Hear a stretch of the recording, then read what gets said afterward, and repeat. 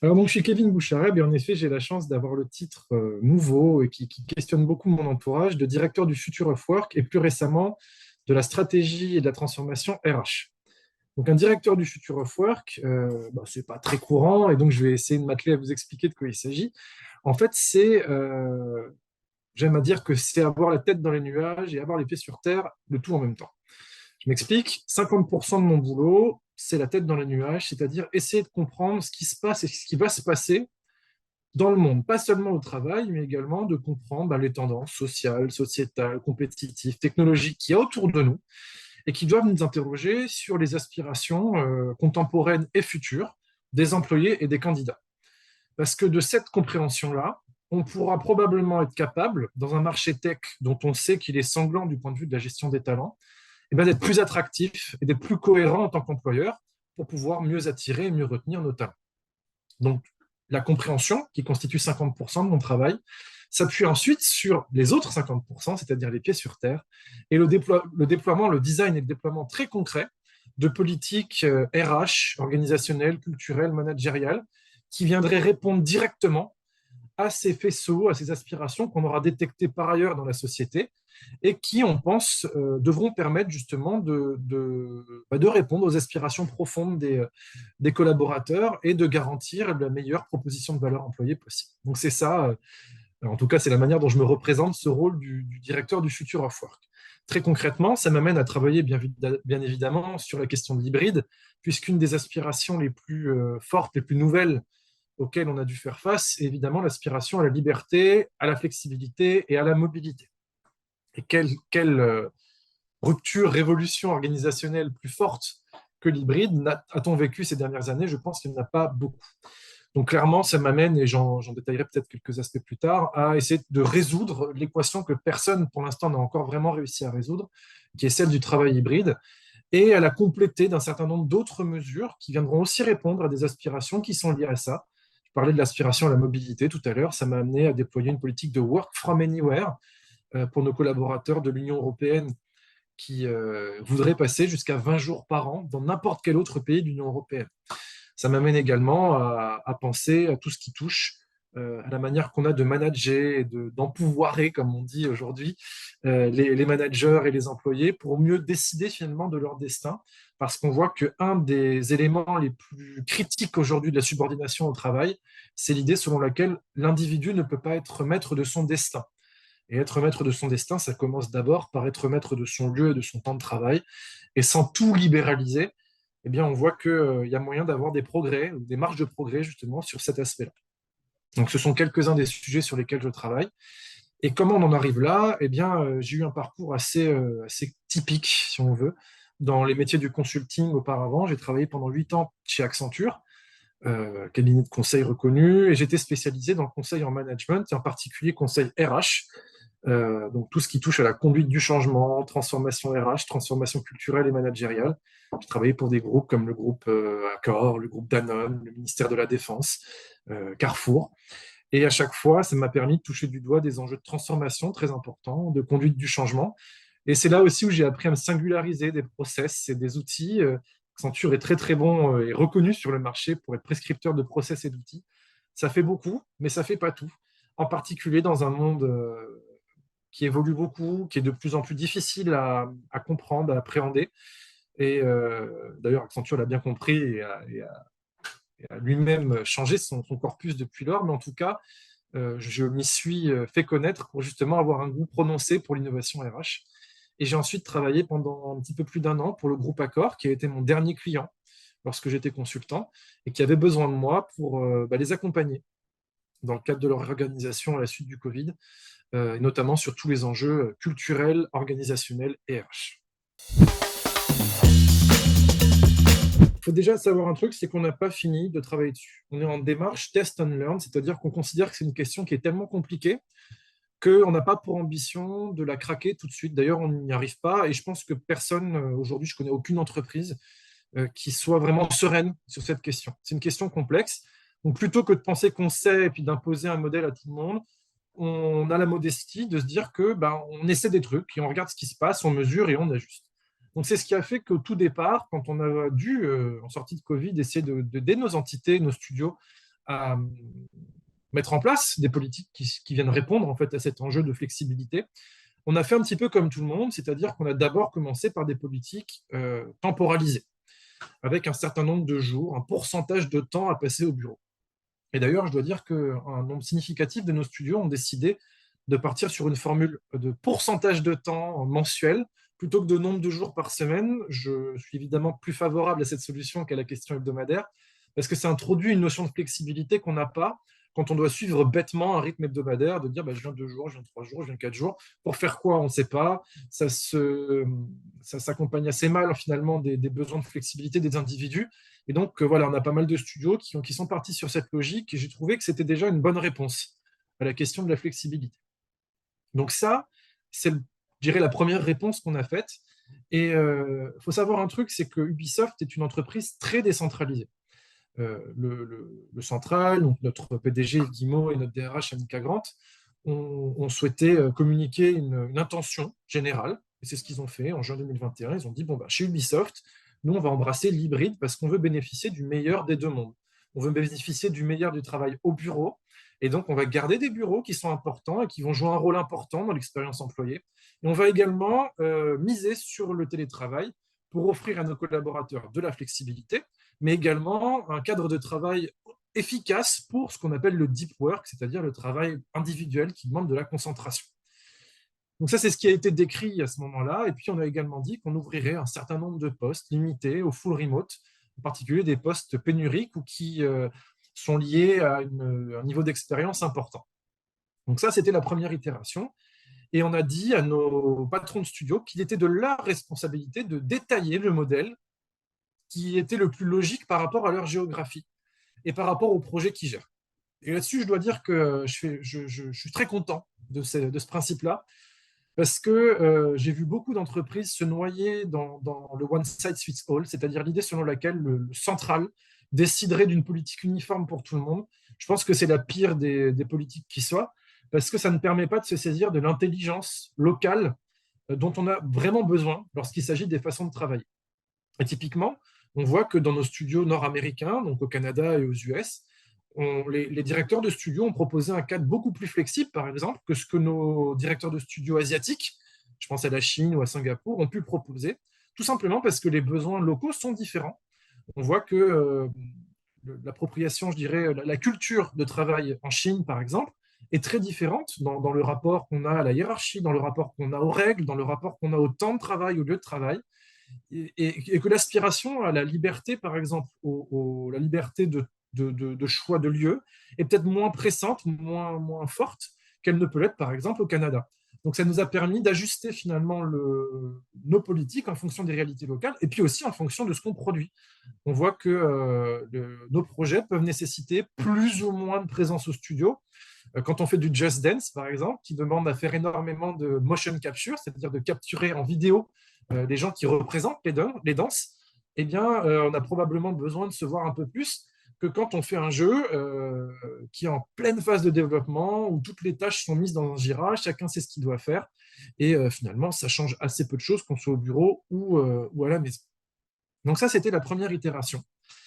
Et étant donné qu'on est dans une démarche de test and learn, on a essayé de mesurer finalement tout ça. On a vu que globalement, l'impact sur le bien-être de nos équipes était incontestablement admis, que ça permet de mieux équilibrer la vie privée et la vie pro, que le temps gagné sur le temps de trajet était particulièrement plébiscité, mais qu'il y a certaines activités qui souffraient de la distance. Je pense notamment aux activités de conception, c'est-à-dire le tout début de la création d'un jeu, quand on doit s'aligner sur une vision créative, une vision gameplay, s'aligner sur une vision narrative, avec une nouvelle équipe en plus qu'on ne connaît pas ou qu'on connaît peu, bah, c'est plus difficile de faire ça entièrement à distance ou essentiellement à distance. On voit également que préparer des moments clés pour montrer un certain stade d'avancement du jeu, et donc de travailler avec des itérations très rapides, cross-fonctionnelles, ça se faisait aussi assez mal à distance. Ça peut se faire, mais ça se fait plus facilement quand on est ensemble. Donc on a vu qu'il y a un certain nombre d'activités qui souffraient de la distance, et puis inversement, on a aussi vu que astreindre des gens à venir au bureau sans forcément se poser de la question de pourquoi, eh bien, ça pouvait créer des frustrations. Il y a des gens qui devaient venir 2 jours, 3 jours par semaine au bureau, passer l'intégralité de leur journée sur Teams avec l'autre bout du monde. C'était pas très stimulant, pas très engageant, pas très efficace. On s'est dit qu'il y avait peut-être moyen de faire quelque chose de plus intelligent. Et donc, on est en train de travailler sur notre deuxième itération de notre travail hybride, qui cette fois-ci devrait s'appuyer plutôt sur une philosophie activity-based, c'est-à-dire basée sur les activités et non sur le temps. Et donc, on est en train de recenser de manière très détaillée justement toutes les activités, fonction par fonction, job par job, euh, et se dire finalement, cette activité-là, est-ce qu'elle a fait la preuve de sa meilleure efficacité au bureau? Oui, non. En collectif? Oui, non. À la maison? Oui, non. Et ça nous permet finalement de mieux intentionnaliser le retour au bureau et de se servir du bureau comme d'un outil et, donc, et non d'un centre de gravité, je dirais, un peu tacite, un peu obligatoire de l'exercice du travail. Donc là aussi, les studios auront toute l'attitude pour voir dans quelle mesure ils ont envie de s'approprier cette philosophie et jusqu'où ils ont envie de la pousser. Mais on pense que c'est une meilleure réponse, en particulier dans notre industrie. L'hybride n'est qu'un révélateur, il n'est qu'un symptôme d'un monde que moi j'aime à nommer never normal, qui est une expression que j'ai piquée à Peter Hinsen, qui raconte ça bien mieux que moi, et qui dit que finalement, le never normal, c'est cette idée selon laquelle euh, on est dans un monde où on doit renoncer à l'idée de stabilité organisationnelle, de stabilité business, de stabilité tout court.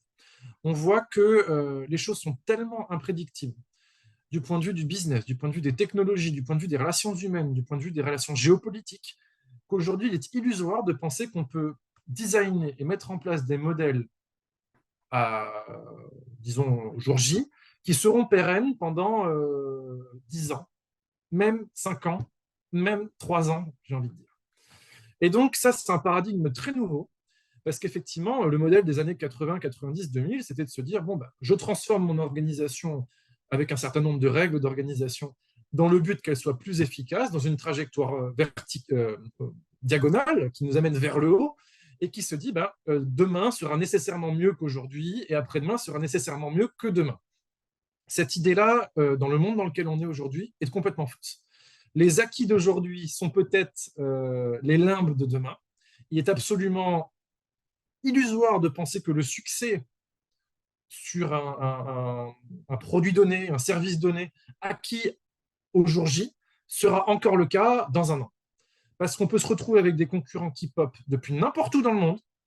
On a des jeunes gens qui aujourd'hui sont formés dans les grandes écoles à entreprendre dès le plus jeune âge. Et on a aujourd'hui des startups qui se créent avec des jeunes gens qui ont, j'ai vu encore très longtemps, 16 ans, 18 ans, 20 ans, qui sont capables de disrupter complètement un marché sur un usage qui n'existait pas ou qui existait peu. Donc, en fait, on peut se prendre ça dans la tête littéralement à n'importe quel moment. Et en parallèle de ça, il y a également une très forte incertitude et instabilité au niveau des mœurs.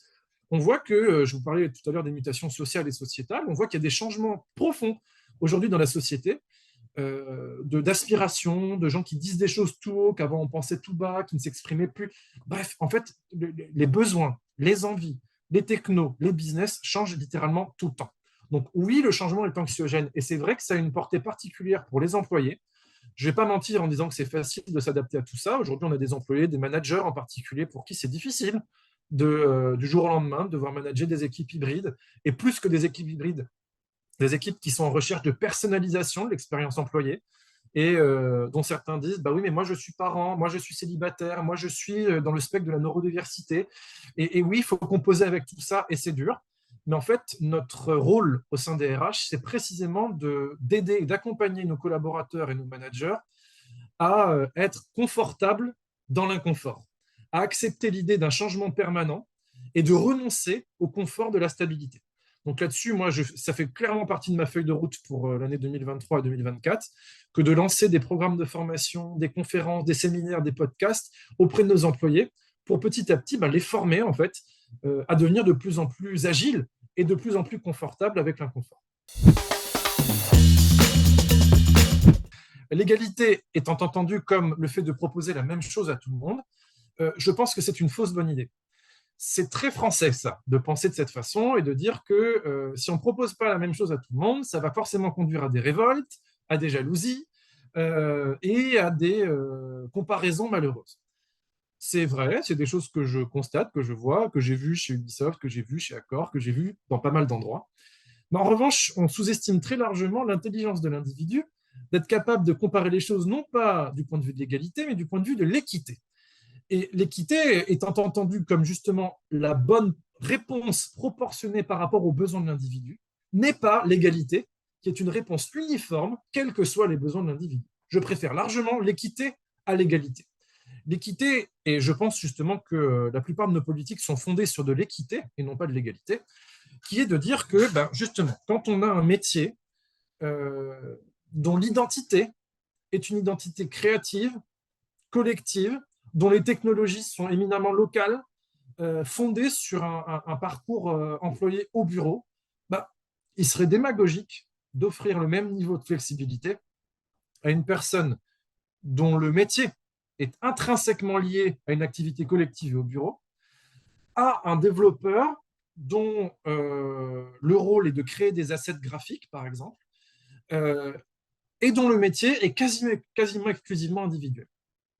Pourquoi irais-je minimiser la flexibilité et les bénéfices que j'offre à mon développeur, dont le métier, je le redis, est quasiment intégralement télétravaillable, au prétexte que son collègue a un métier qui, lui, n'est télétravaillable qu'à 10%.